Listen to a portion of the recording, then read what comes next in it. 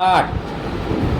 वित्तीय ओढाताण आणि समस्या याचा सतत अनुभव घेणाऱ्या केंद्र सरकारला गेल्या आठवड्यातील एका बातमीने काहीसा दिलासा मिळाला आहे.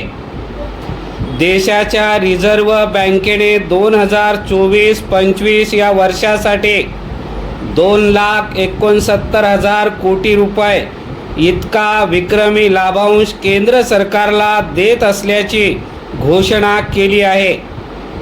गेल्या वर्षी ही रक्कम 2,11,000 कोटी इतकी होते.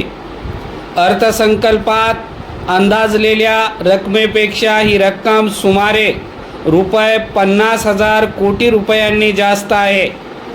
गेली 6 वर्ष सन 2022-23चा अपवाद सतत वाढता लाभांश रिझर्व्ह बँक सरकारला हस्तांतरित करीत आहे. या लाभांश घोषणेचे सर्वत्र स्वागत झाले आहे हे खरे, पण त्यातील खाच्या खोच्या समजावून घेणे आवश्यक आहे.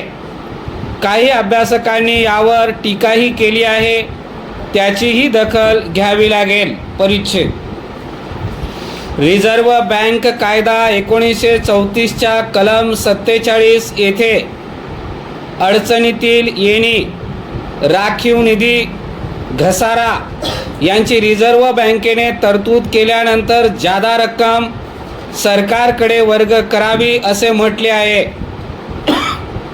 कलम 48 अनुसार या रकमेवर बँकेला कोणताही कर भरावा लागत नाही.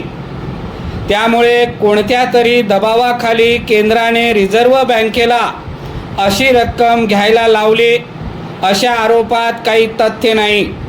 उलट या विषयावर रिझर्व्ह बँकेने वेळोवेळी अनेक समित्या नेमल्या. उदाहरणार्थ सुब्रमण्यम समिती 1997, उषा थोरात समिती 2004 व मालेगाम समिती 2013. परिच्छेद या समित्यांनी या विषयाचे विश्लेषण करून बँकेने काही अटी पाळून अधिक रकमा सरकारकडे वर्ग करण्यास हरकत नाही असे स्पष्ट केले.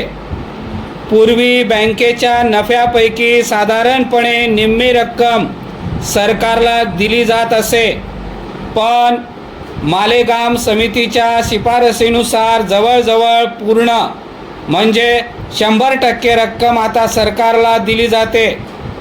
रिझर्व्ह बँकेचे माजी गव्हर्नर बिमल जालान यांची समिती याच विषयावर 2018 मध्ये नेमण्यात आली. जालान समितीने रिझर्व्ह बँकेच्या आर्थिक वित्तीय व्यवहारातील जोखीम, देशाची एकूण आर्थिक स्थिती, सरकारच्या वित्तीय गरजा, देशाच्या वित्तीय स्थैर्याची निकड अशा सर्व घटकांचा सर्वकष अभ्यास केला. परिच्छेद समितीचा अहवाल बँकेने स्वीकारून 2019 पासून तो अंमलात आणला. बँकेने पुरेसा निधी स्वतःकडे ठेवावा हे उचित आहे, पण बेहिशोबी निधी स्वतःकडे बाळगून काहीच फायदा नाही असे समितीचेच मत आहे. परिच्छेद हा निधी किती असावा याचे एक सुधारित सूत्र समितीने तयार केले.